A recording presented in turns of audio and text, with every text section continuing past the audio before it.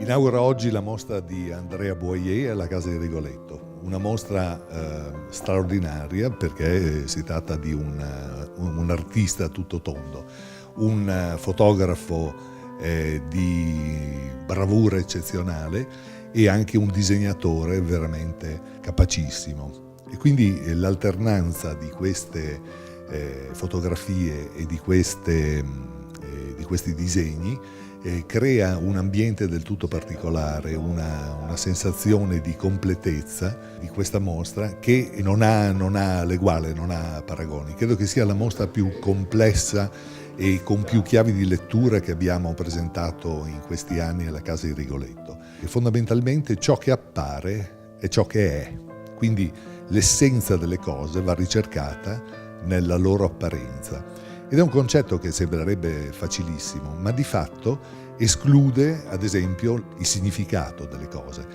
Non esiste più un significato, esiste una riscrittura continua di significanti.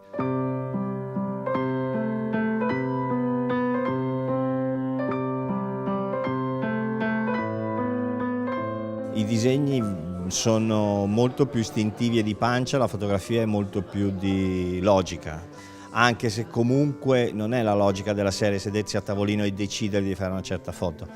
Queste foto delle nicchie sono nate, le prime sono quelle delle braccia, semplicemente da voler interpretare un certo tipo di luce che cadeva in una stanza.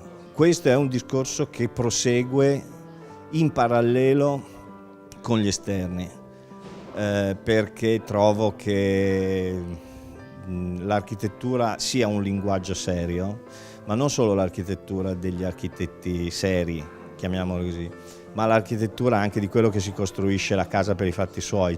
I disegni invece sono ferrei su un discorso di interesse nei confronti della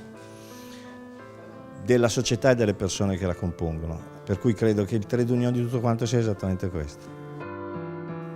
Le sue sono delle sfide alla nostra intelligenza, alla nostra sensibilità.